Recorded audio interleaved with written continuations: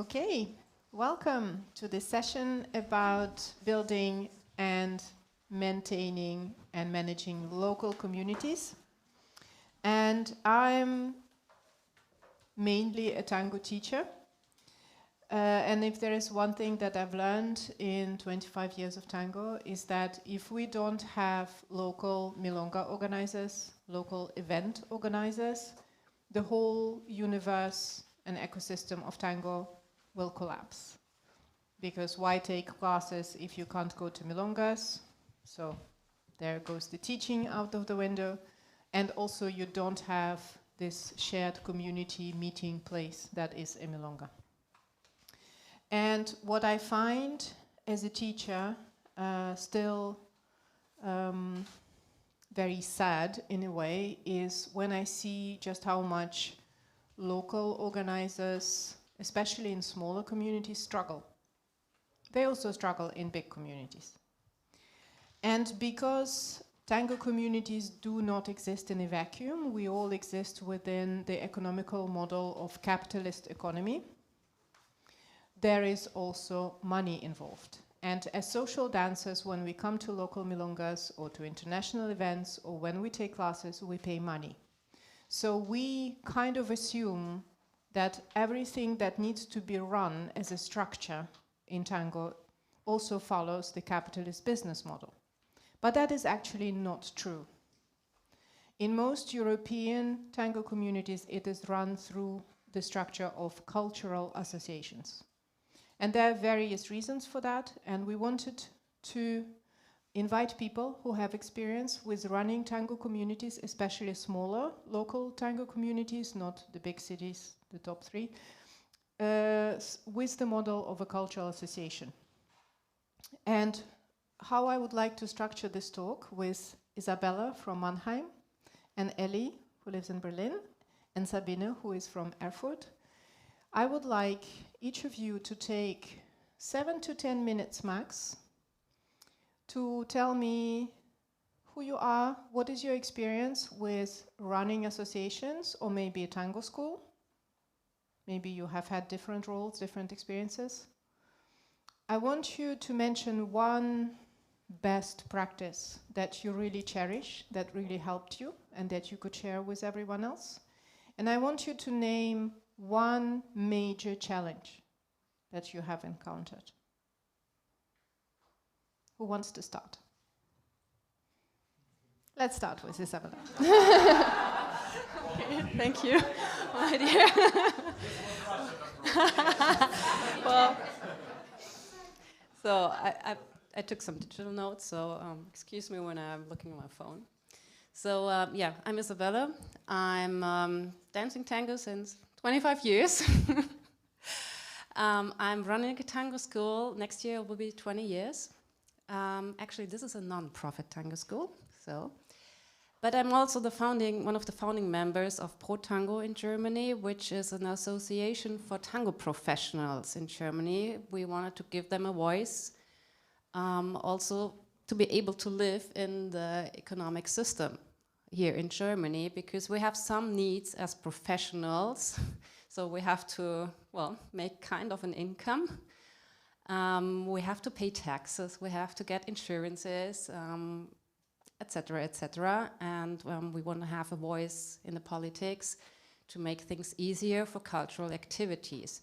So most of people in tango are not living 100% of tango income. So we consider tango professional who is at least gaining a little bit of taxable income from tango activities to make a difference of engaged hobbyists who once in a while organize something, who are very enthusiastic about tango, but don't bring in the continuity of the tango professionals.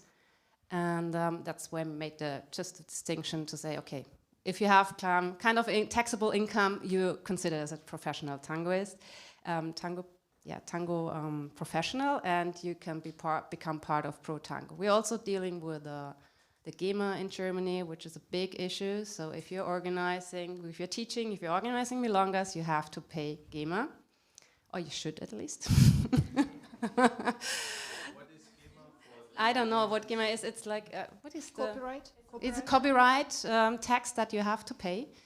So For playing music. for the music, exactly, for the music. So in Germany, it's like after 70 years of the composer died, or, well, it's a little bit more complicated but that. But after that, it's free music. But before that, you have to pay some kind of taxes for that. And they can charge quite a lot of money. So we try to find some ways to get better conditions. And that was actually one of the parts why Pro Tango was founded, to bring together tango professionals to exchange what issues we have, and to have a voice in local administration, in the national politics, and make aware of our issues. And because everyone is working on their own and be like egocentric, you don't have a chance, even not with the GEMA. Some are going under the radar, some do it officially, and they're all burdened with the money. They cannot afford it, and we try to give a voice. And yeah. So what makes it important?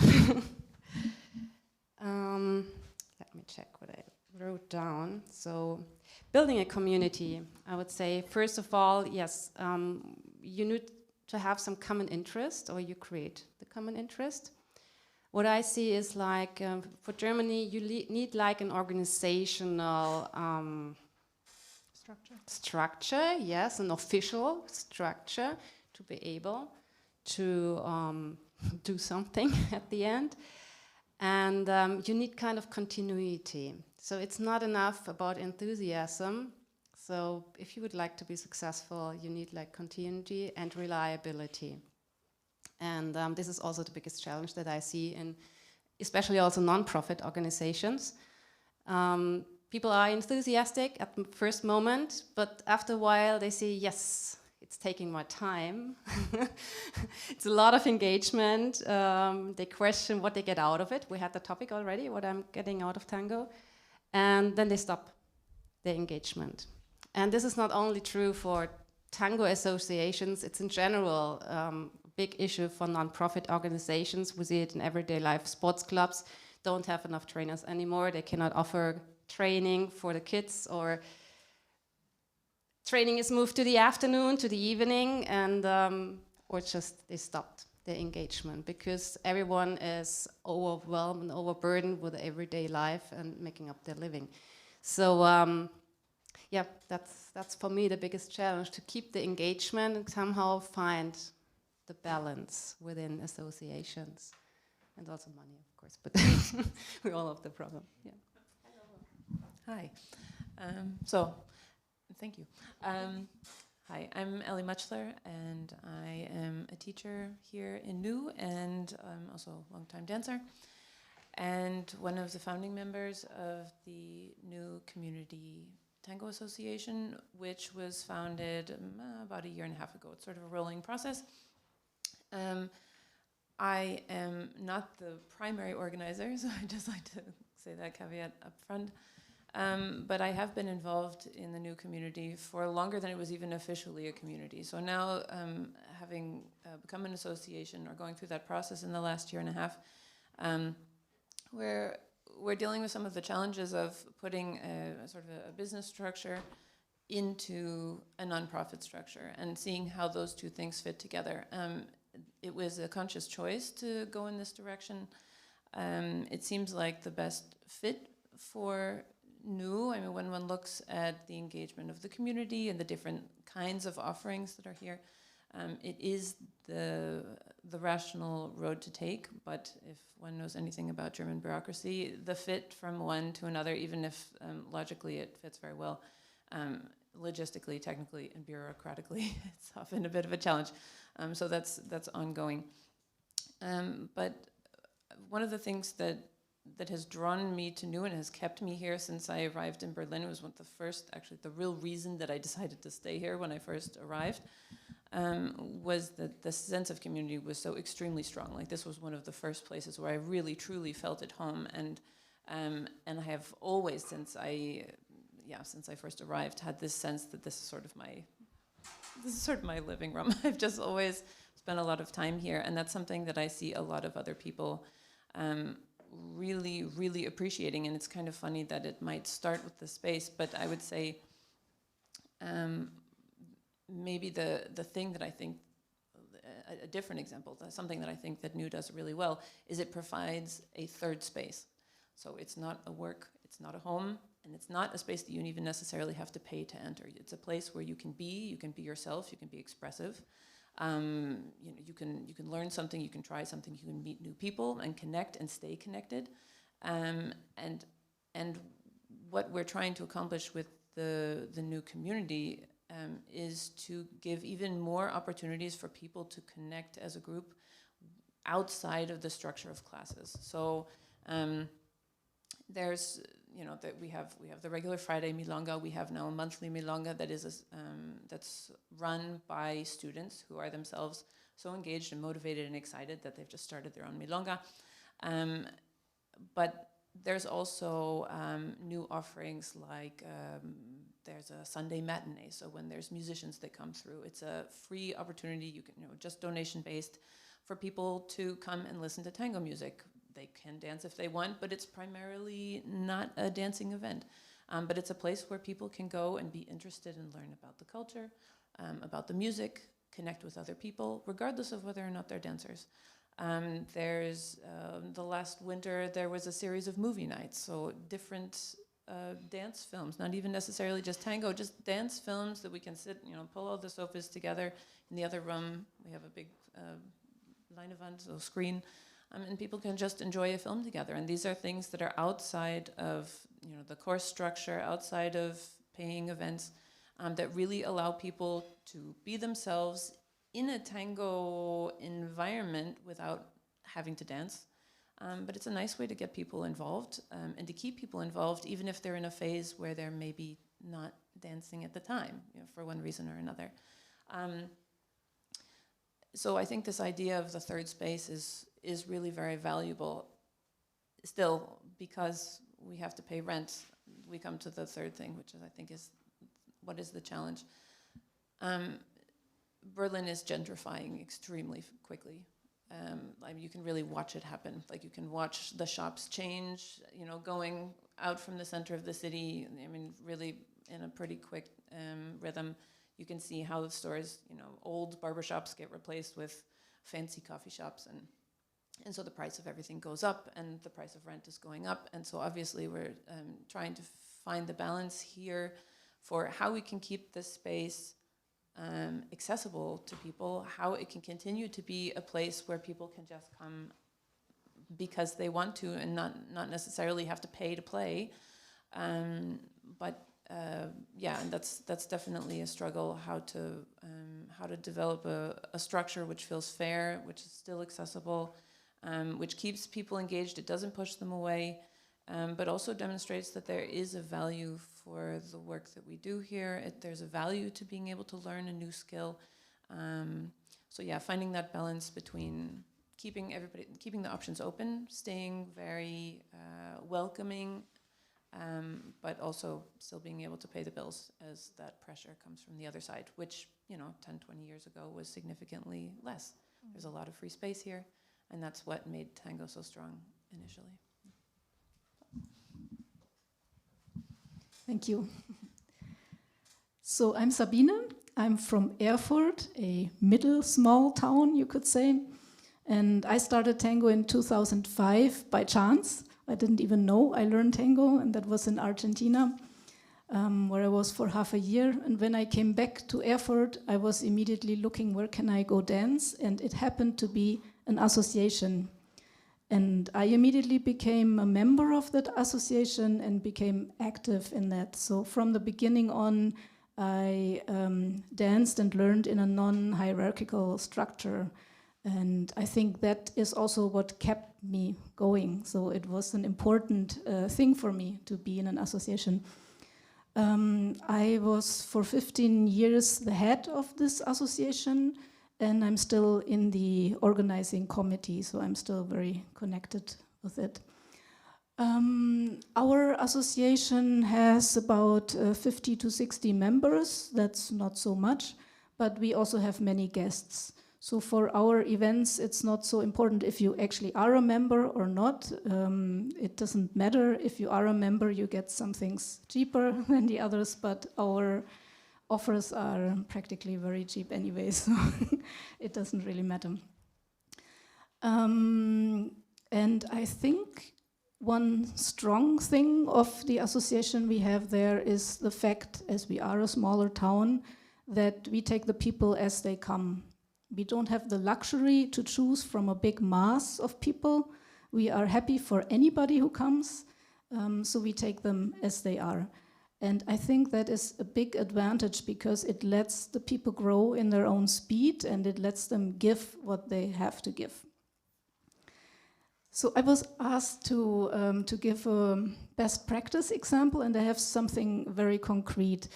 Our best practice comes from actually something we were discontent with, because we realized that it's nowadays really difficult to keep the people in a regular visiting mode. Like for the classes, you know, in former times we had like these 8 weeks classes, and at some point it didn't work anymore. And that was already before Corona, so we can't blame Corona for that.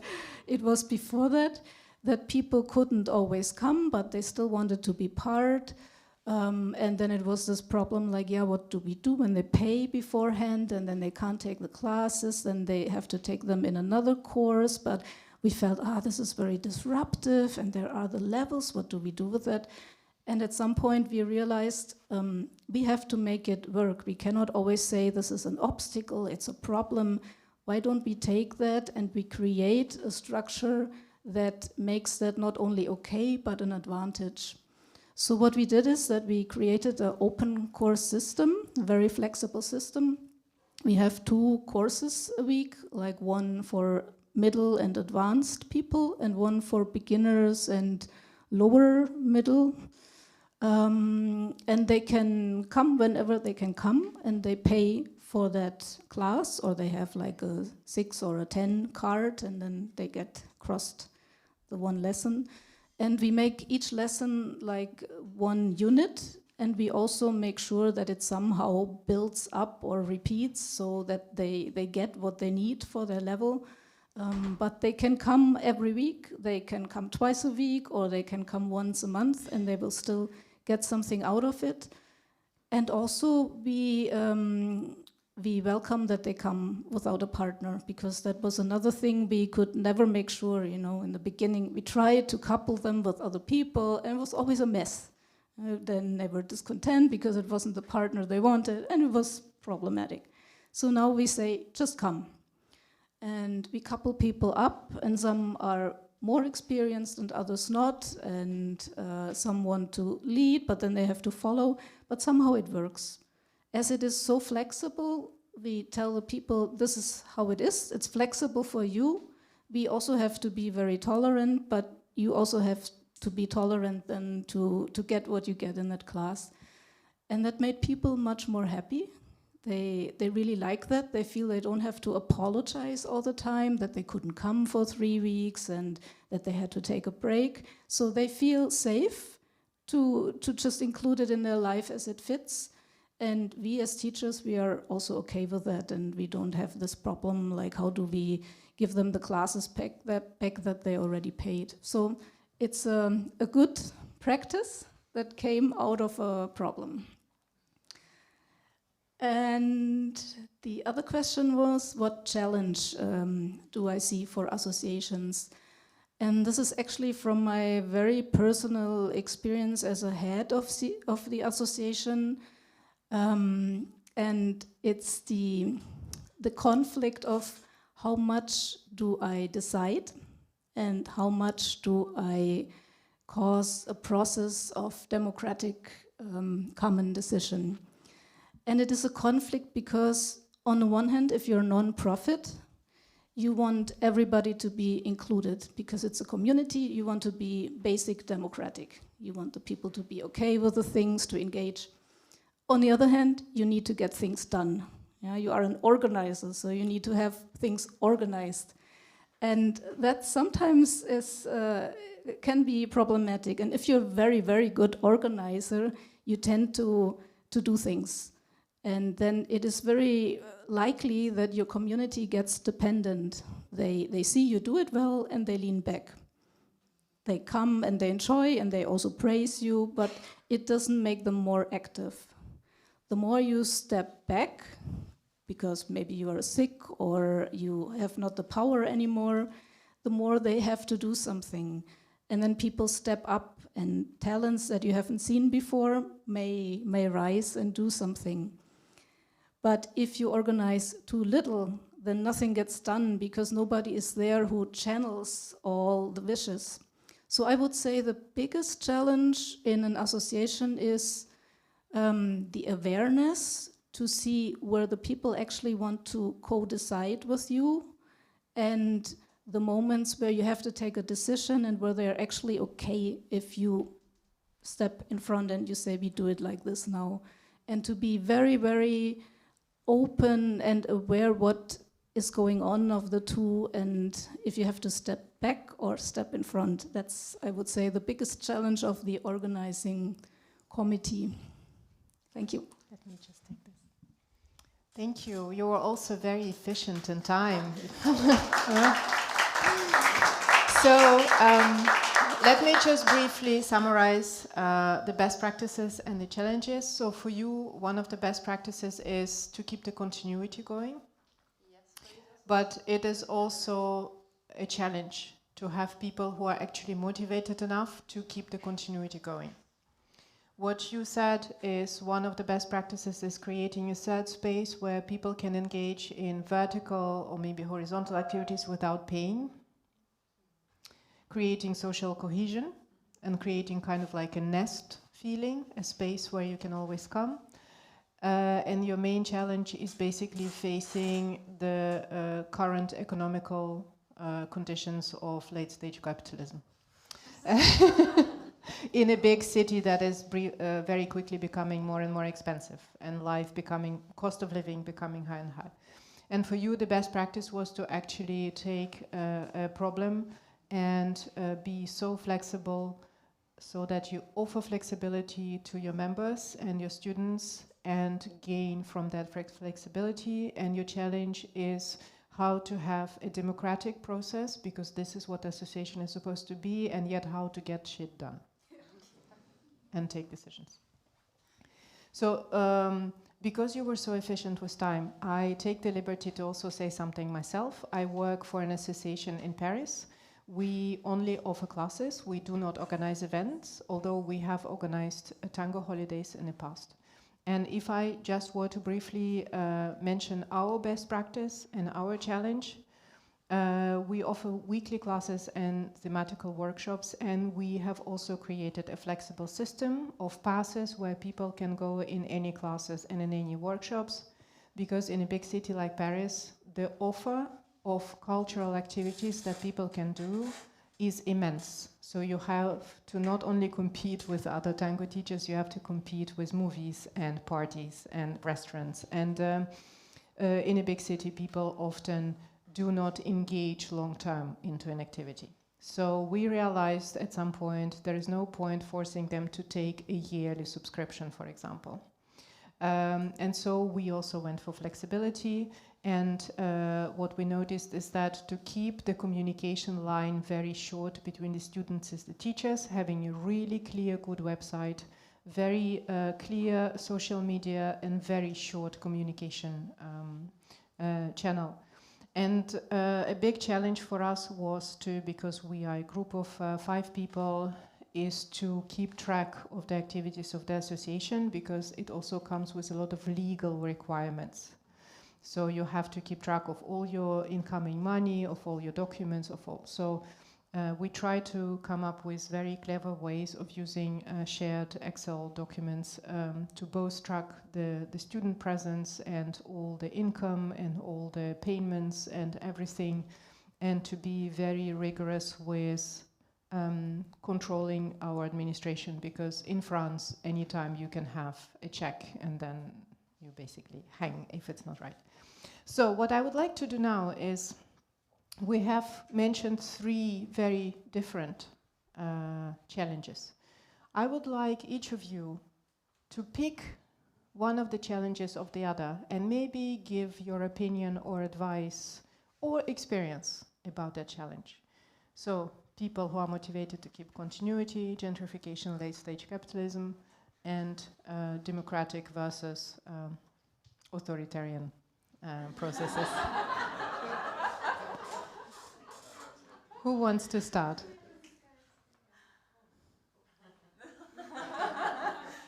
You knew I was going to ask you this, so yes. Come on. I think a lot of these issues are probably... Please speak. I think a lot of these issues are things that probably all of us are dealing with, so I don't know if we all have solutions for them. So yes, I agree, because when you mentioned your challenges and best practice, I was like nodding all the time. Yes, I know this, been there, done that. And I think it's still, for me, I'm exploring different ways, and I did a lot of things and still didn't find the right solution. So I'm still trying concepts. So yes, I came up with a flexible, for my school, flexible teaching system. And we kept us quite flexible as well. But again, it's because we have to deal with the money as well. We have to pay continuously a rent. We're renting the space not for per hour, but for a whole month, 24/7. You know, so we have to get a certain level of sales per month, and have it too flexible, it just doesn't work. So what I also see with this flexibility is, again, going back to engagement, that's also a social cultural trend. So we're stick to that social media, swiping back and forth. So our to concentrate on one thing for a longer time is not there anymore.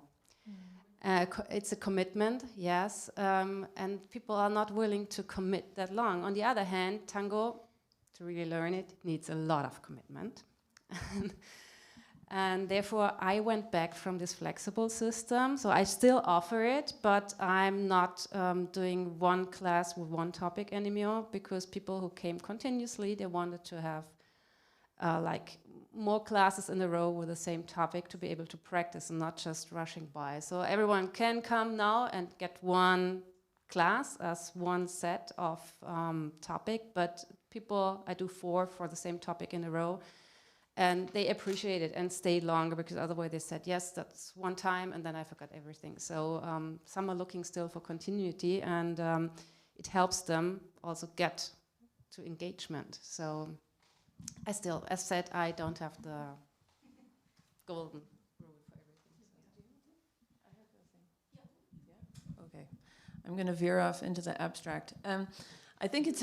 I think when we're thinking about engagement, it's important to understand that it's not binary. Maybe it feels binary that either people are active or they're not active, and either they're sort of passengers, they're taking classes, they're letting things happen to themselves. You can, steer them through the learning process, or they're really engaged. They're starting their own events. They're in every class.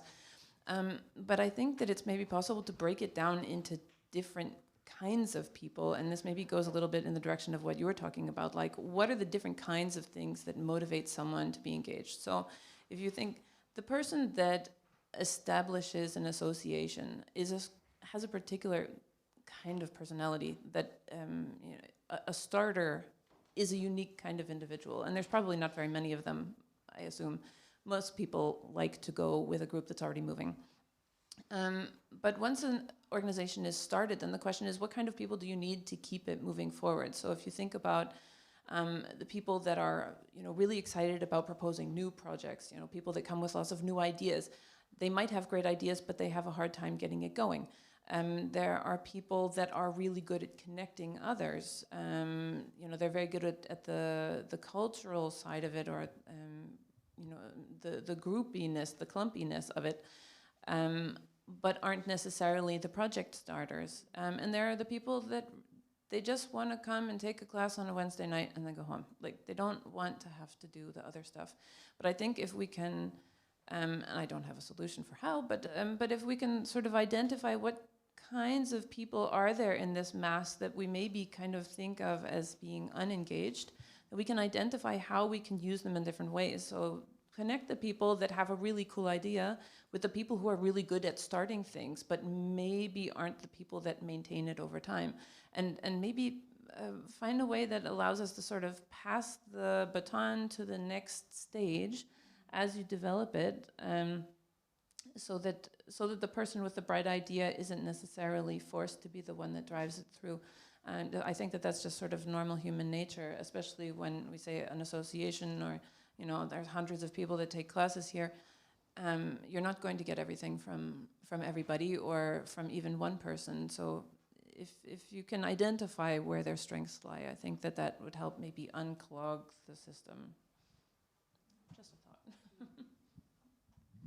Yeah, I can only underline that I think one has to be aware of the many things that are done that are not the things you would do. For example, if you have a tango cafe and some people bake a cake, it's a task one tends to oversee because it's not teaching tango, it's not DJing and everybody claps. But if we also emphasize the work in that, it makes the people who do that also feel appreciated. And I think that's a start to always appreciate the little things, and then they take on something more maybe, because if they feel they could do that well and they were responsible, then maybe next week they do something else. And it's important to keep that in mind. For the gentrification, I wanted to say that we tried for a while to go to places and offer free classes there, where we felt like these people we also want to include, and they don't see us yet, and maybe if we do something for free, then they come. And we did that for a while, and we did flash mobs and everything. And that is a question of resources. As we are non-profit, we could do that when we had a lot of people who had a lot of time, but in the moment they all have families and lots of work, so we can't do that anymore.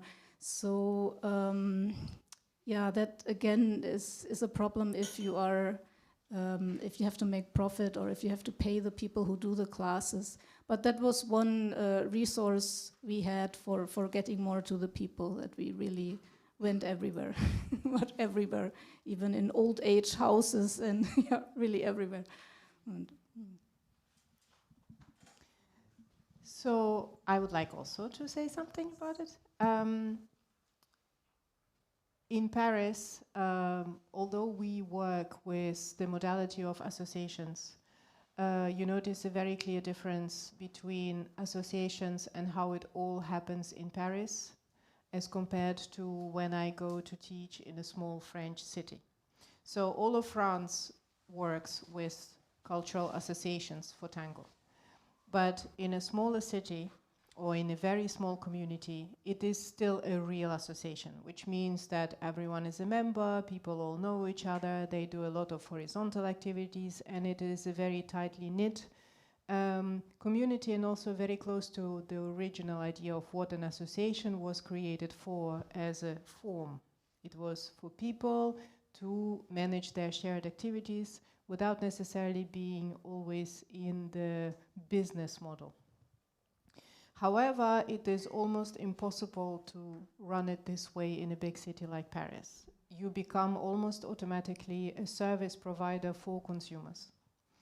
And we basically, as tango professionals in Paris, who also all work with tango associations, because it's tax exempt, and it comes with some good advantages, we still find ourselves, whether we give classes or organize milongas and events, in this service provider-consumer relationship, just because people also do so many other things that function like that.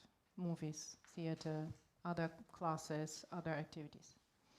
And so you have to embrace it. And for me, the ways that we try to counteract it by keeping still some of that original idea of what an association is to have very good personal relationships, basically.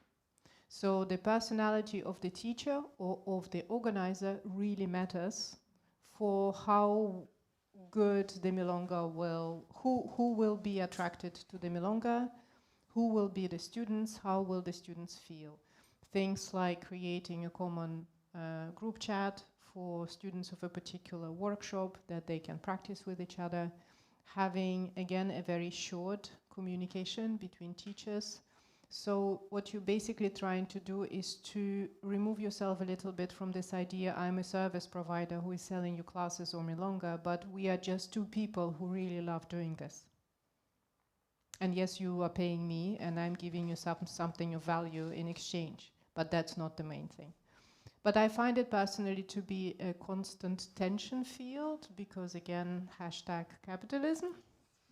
And a very expensive city like Paris also has the problem that people often have to choose between, do I pay for a milonga that is 10 to 12 euros, or do I take a class that is anywhere between 13 euros if you have a pass to 20, 25 euros.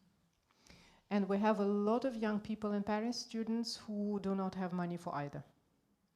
And one of the ways that Parisian larger community is managing it is as soon as the weather is good, there are multiple open-air milongas every day.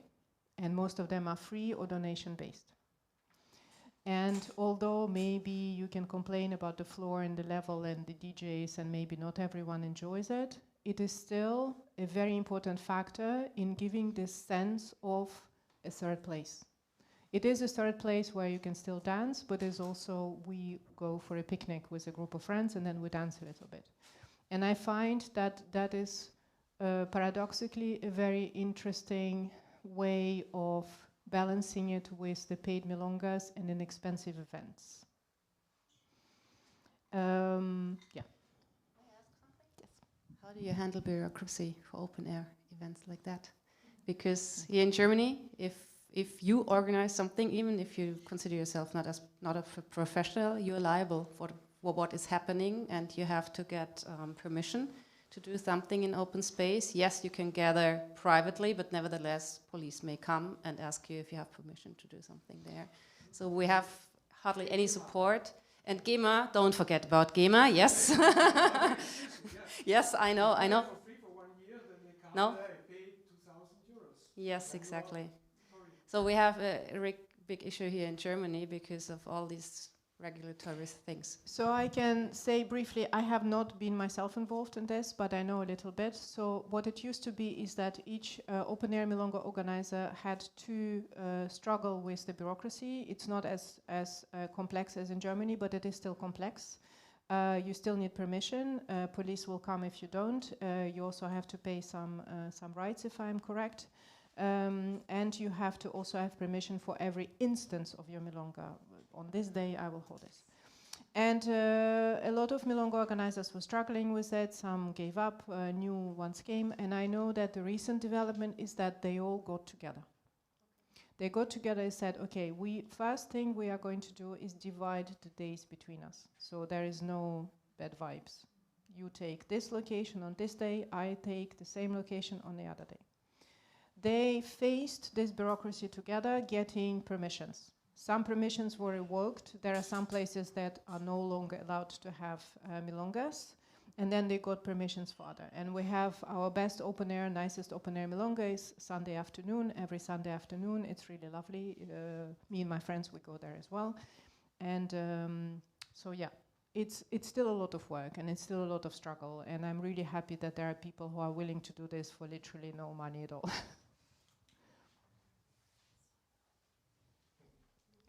Maybe there are questions from the audience. We still have 10 minutes because we are so super efficient. Super efficient. So who wants the mic?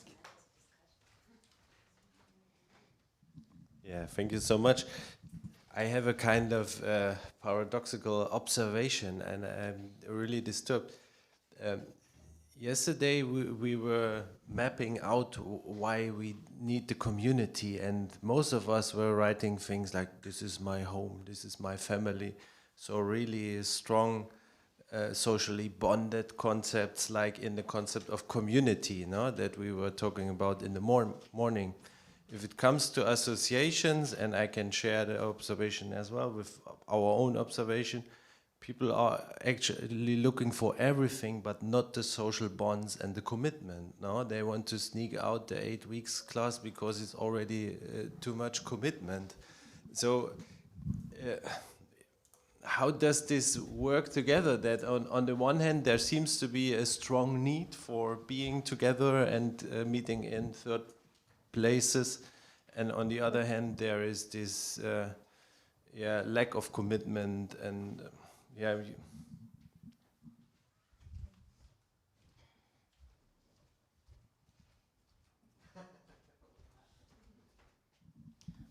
So what I see, and I teach regularly here, is there isn't a lack of commitment. I think the challenges are there and the commitment is there. The lack of commitment is there, but again, it's not the same group. Within the school, it is a rotating door. There are people that come in, they take beginners classes, they leave. They come in, they take intermediate classes, they leave. They come, they take advanced classes, they leave. That's just life, because, as you say, there's so many different opportunities of what they can do. Also, there's bachata, there's salsa. You can dance anything in Berlin at any time of the day or night on any day of the year. So we're up against a lot of competition, but still there is the core group that stays. And I know, because I've talked directly with people about this, and I've also tried to find pathways for people to be able to continue taking classes when they really, really couldn't afford it, or people that really clearly need it at the moment. It is their rock in the stormy seas of life. Something is going on in their personal life. It's the thing that works, and they come and they take their classes, and they know that they belong, and it works for them. So it's important to not see it as the same group of people. Like, there is the core stays for years. I started teaching in 2016. There are still people here that they've been dancing since then. They stay because it really does mean something to them, and they come to the milongas. But also, there's still 90% churn. There's constantly people. I think I dance here every week. Who are these people? I don't recognize them. So Don't overlook the core that's staying, even if they're not necessarily clumped together. I think that's what an association can do, is it can try to bond the people together that are staying anyway, and identify them, and then find ways to bring them together so that they're a little bit stronger as a group. Thank you. We need to finish, so we don't really have time for questions, but that's life. I want to thank you all for giving your experiences and your views, and I especially want to thank you for doing what you are doing, because without you, we will not be able to do what we do. It's as simple as that. And I want us all to appreciate that. Thank you.